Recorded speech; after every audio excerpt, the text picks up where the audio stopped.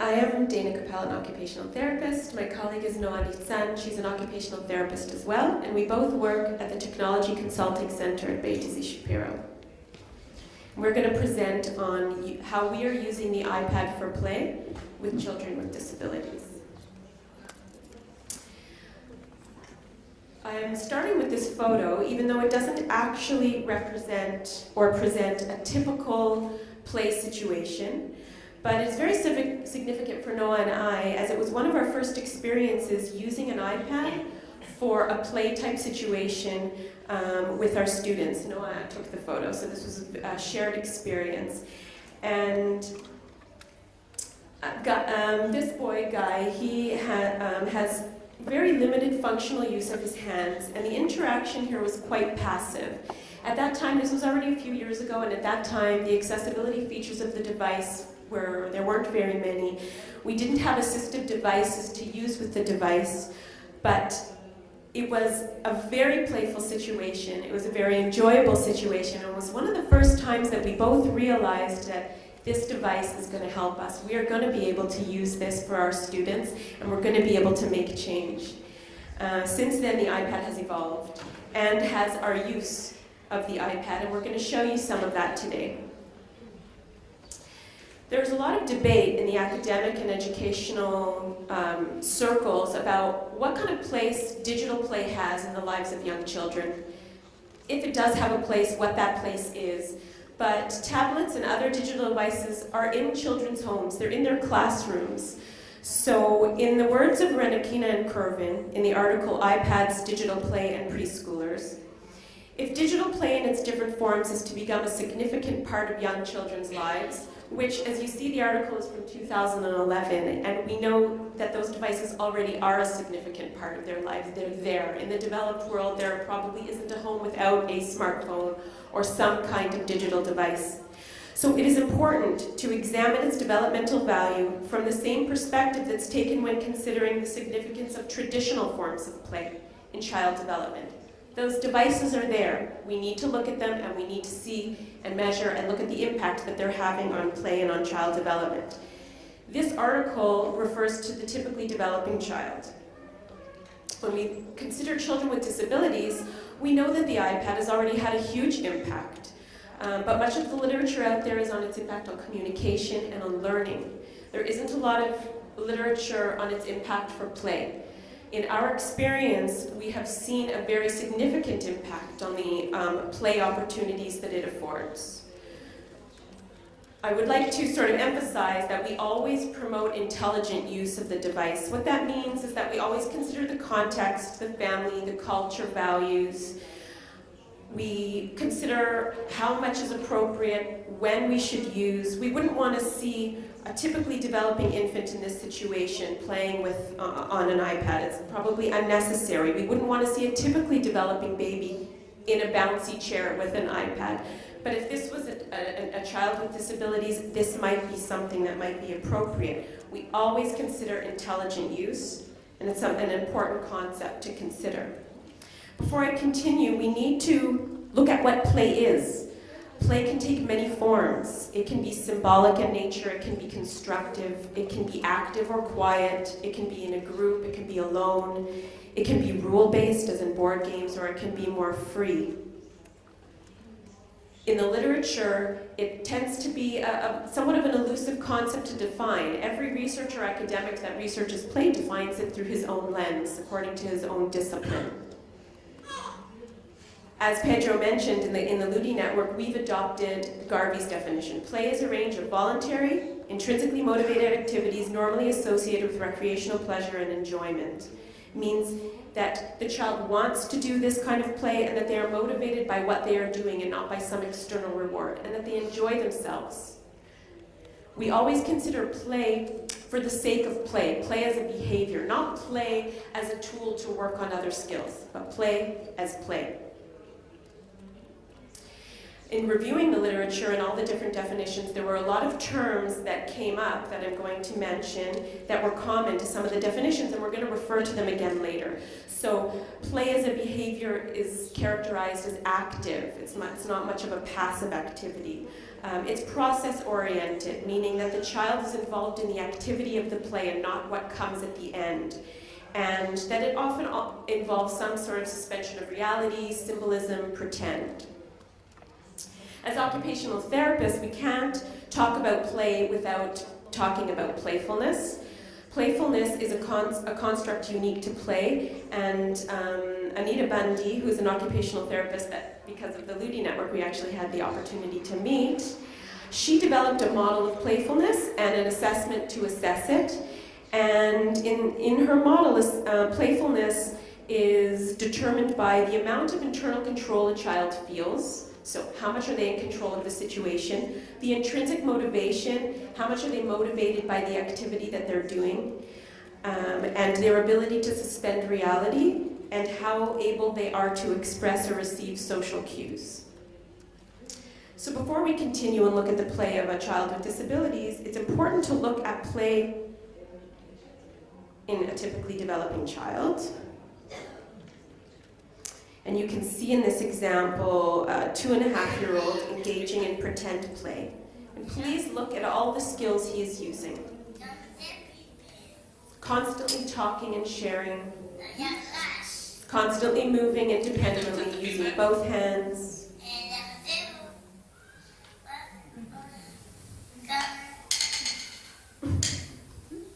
He's pretending. He gets up by himself, he moves around, he's decided he wants to do something else. Incorporating elements of fantasy and reality together. Exploring different concepts of size. Many, many skills in one simple interaction.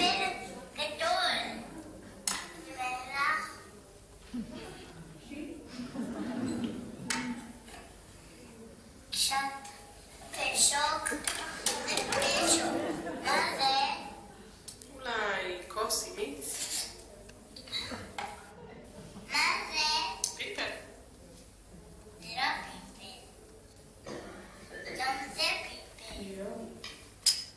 Okay. So, in looking at that video, it's important to really notice. Sorry. Okay. It's important to notice all the different skills he is using, and what we see often in children with disabilities is that those skills are often underdeveloped. They tend to engage in a narrower range of leisure and play activities, and when they do play, they require assistance often, and supervision.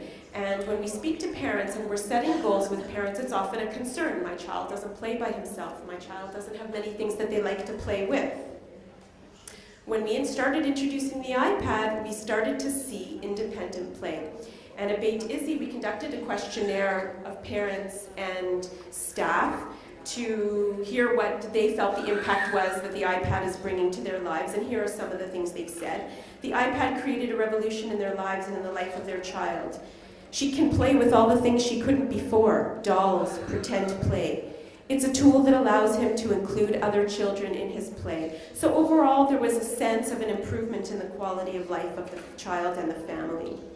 So when we think back to that video, that the little boy playing, and we consider a child with physical disabilities, let's say, in that situation, we might see poor manipulation skills and an inability to manipulate all the toys. We might see a child that can't get from sitting to standing by themselves and move around independently. We might see a child that can't engage and communicate effectively and not make his desires or ideas known to the parent or caregiver, which would require more involvement in that activity on the behalf of the parent and the caregiver or the therapist.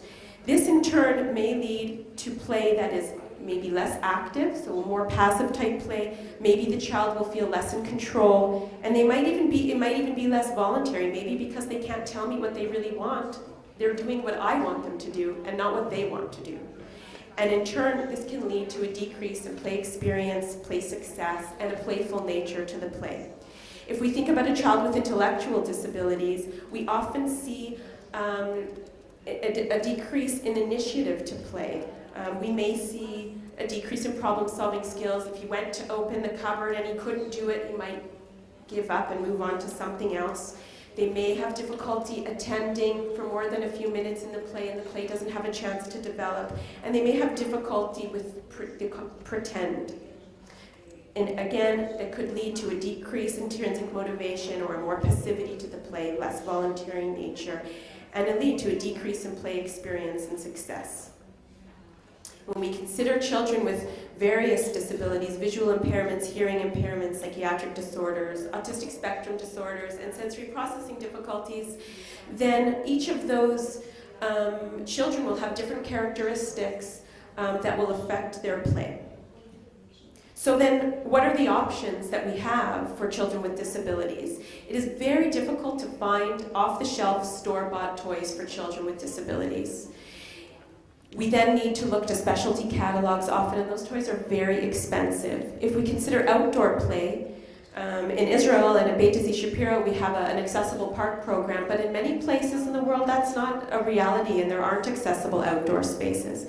It requires a lot of creativity of the parents and the therapists to find suitable play options for their children.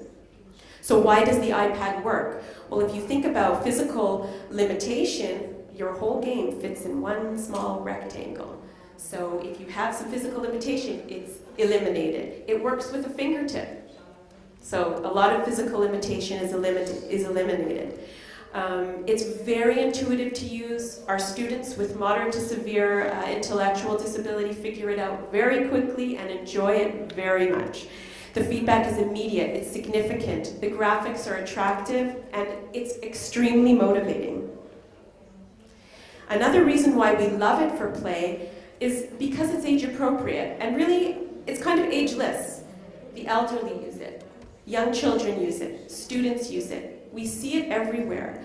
And what it gives to this device is a normative factor. That means when a child with disabilities is playing on an iPad, he can look to the child beside him, to his siblings, to the child next door, to people all around him, and they are all using the same device. So he doesn't stand out, he feels like everybody else. Now, Noah is going to come and she's going to show us some examples of exactly what we are doing with our students.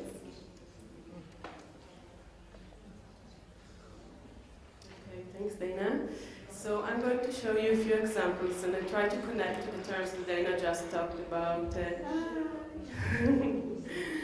And I try to connect to the terms that Dana just talked about play and playfulness. And in a few minutes you'll understand why I'm so happy to see the woman that's sitting there. For many of the children, using the iPad is their first time for independent play. And I'm going to show you now Ronnie. She's an amazing girl, right, Betty? You could just her mother just entered the room. I'm very happy. So I'm going to show you a short video of Ronnie. She has, oops, no, 1 minute. Ronnie, she has pretty severe cerebral palsy. She has difficulty using her hands. They're most of the time very close to her body. And she's a very smart girl. Her cognitive level is very high, and we were very challenging to find appropriate game, appropriate toy for her. And the iPad was a very good solution. Now I show you. She's playing now Toka Kitchen. It's an app by Toka Boka. I think it may be like, it's 2 years ago, like the first and second time she used the iPad, so it's a little difficult for her.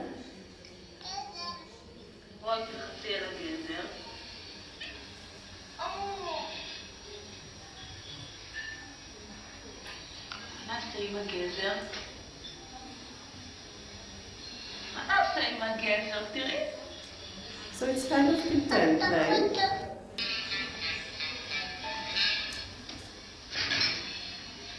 After she chose a vegetable from the refrigerator, she can choose the tool from the, she chose the knife. And it's not the conventional pretend play that we know, but it's as close to pretend play that Ronnie can play. And of course it's very important, and now Ronnie can play many other games like memory cards or any other games that we want for a 6-year-old girl to play, because it's still difficult for her to use cards or anything that it's big like board games. And her mother, she told us, do you remember? She told us, we had our life before the iPad and after the iPad in a manner of the independency of Ronnie, because before the iPad, Ronnie always needs someone with her when she's playing. And Ronnie, she's a very playful girl, she wants to play all the time. So it sometimes can be even exhausting because you need always to be with her. And after the iPad, Ronnie can play by herself, which is very important, first of all for Ronnie, because children play by themselves since they are very young. But also for the family. Now her mother finds, okay, I have another girl here at home, I can play with her some free time. And if Dana just talk about the quality of life, children and their family, I think it's a good example. Just a minute about Tokaboka. If we're talking about play, I have to mention this company. We use a lot their apps. They are very playful, and I recommend you to visit their website and the blog, because they talk a lot about play and playfulness. And we like their apps because they are really, the characters are very humor, and they're very imaginarian and they're whimsical and creative. And many of the apps really promote playing together, and they're really great. And there's another example of a kind of pretend play.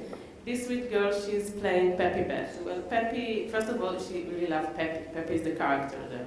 It's like Spider-Man for boys, she likes Peppy. So if you tell her there is Peppy in the room, she's coming, which is also very important because sometimes we have problem with the motivation. And you see her here, how she's playing.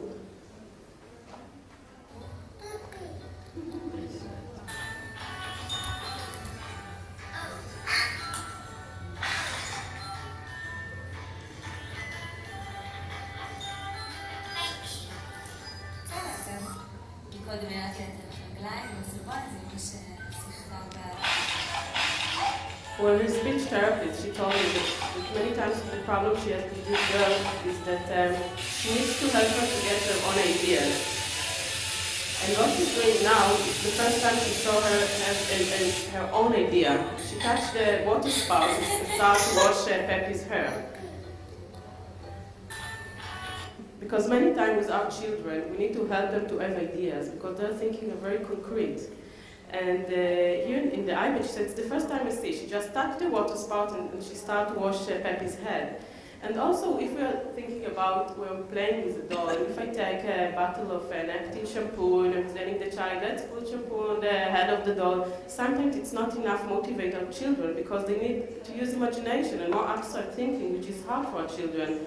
But if they touch here the shampoo bottle on the screen of the Peppy Bed, there is a bubble and it's so motivating. They need those stimulating. And if we think about what Dana talked before, we really see the voluntary, the internal perception of control, and of course how much he is enjoying it. And many times people criticize the iPad and say it could be very isolating and we can see the children stuck their face on the screen. But we find it can be really the opposite, and it really can promote interaction. For example, the picture on the left, you see the children around the iPad. There's one girl, she's playing, and the other children come and see what she's doing, with something that we are not really used to see with other toys, because they're really motivated and they want to see what she's doing, and it's a potential for interaction, for communication between them. The other example here is those two sweet girls playing in their free time in the kindergarten. They chose to go there and play.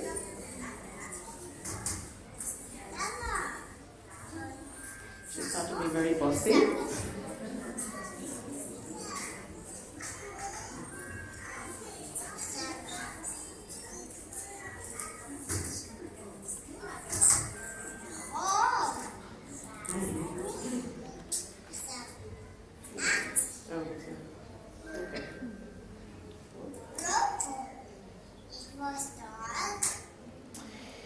And if we're talking about playing together, it's very important to talk about playing together around siblings. For our children, many times we know how it's so hard for them to play with their brothers and sisters. And many parents told us that since they use the iPad, they really see the interaction between our children and their brother and sister, because everybody liked the iPad. Like Dana said, there's no age, everybody love it. You can see here, very normative situation. Sitting on the sofa, playing memory card app.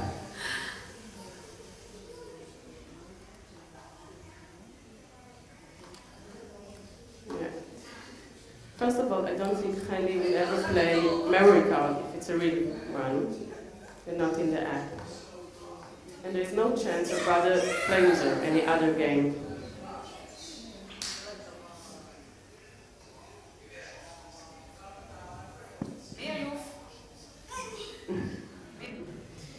And what's also important here is that she's playing memory card with six cards. For her brother, it's not. It's very, very easy, but still is playing with her. And this is very nice about the iPad, because if I take a simple app like a cause and effect app, even for me, if it's nice, I will like it because it's in the iPad. People love using the iPad. They like to touch it and to see what happened and the feedback. And we usually, sometimes we use multiplayer games. It's app that there are for multiplayer users. And this is an example of using Talking Tom. Talking Tom is a very famous app. I think it's the first app that I've known. It's very, very popular. And we had the chance to meet Isa. Last time we were in Cyprus in the Lidy meetings. And she's a developer. She's from Slovenia. It was very interesting to hear her story. She developed the app. She has now a very big success company. And she said, we start getting feedback from therapists. The impact that this game has on children and adults with disabilities. And it's very important for us to be in contact with those app developers, because this is our way to make any change. So she was very interested about our story, and I really hope she will come to visit us at Beit Shapiro. She said she will. Now you see Yahel playing with Talking Tom. It was very spontaneous. I just see it and took one. I'm sure you see how fun it is. And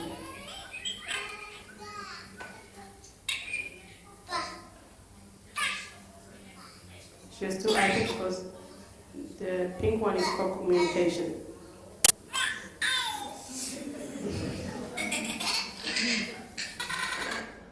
So it's great. It's what really was. She chose to do it, and it wasn't in the therapeutic session, which is very good because many times you want to work, and it's good because you start making voices, which is one of our goals with Yael. But if you're in a therapeutic session, it's much harder. But here, when she's doing, it was her just free time. We got it all. And this happened in the Snoozler room, which is one of my favorite rooms at Beit Shapiro. It's a very calm room. It's white and quiet, and you have this soft sound and soft light. And Dana, she's doing a weekly group there with the physiotherapist, and sometimes she uses the iPad. Well, here she used the heat pad. It's I call it Snoozy app because when you touch. It's cause and effect app, which is very suitable to the Snoozler because everything is very easy there. And this guy is lying on his stomach, so he can't use his hands. And he starts using the app with his nose.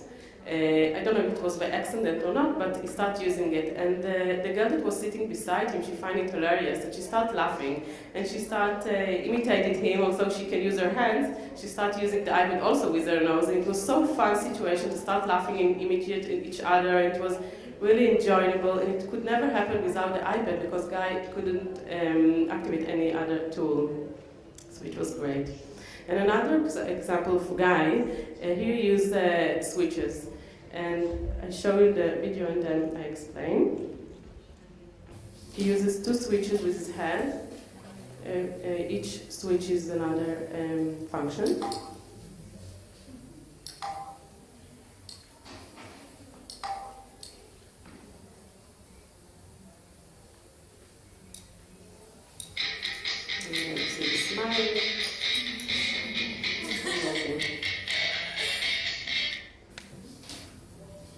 So if you remember our first slide, the picture of Dana, she's holding the iPad and Guy was sitting beside her. It's this guy.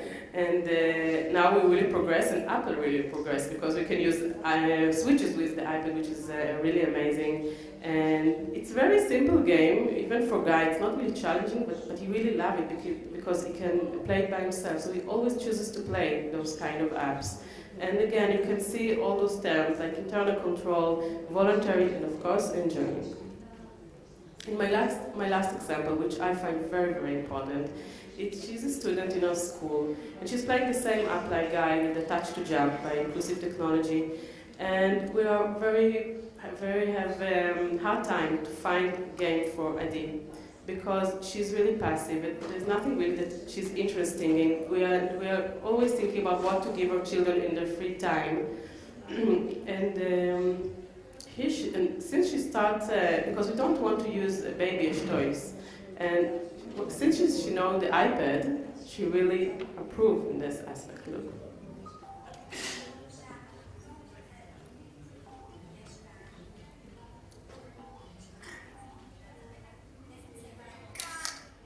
So it's a very simple app, but we find it really amazing, because for children with intellectual disability, and she has a really severe intellectual disability, usually they're very, very passive.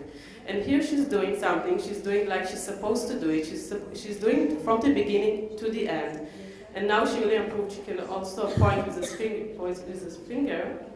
And if I open the iPad for her, she can find the app that she likes, and she's amazing with that. And she also starts to use 2 pictures on the iPad. So it's very important for us, and we see it a lot in a student. And also sometimes because of the iPad, we really found skills that we didn't know that exist in our children, because they did never show such a skills before the iPad. And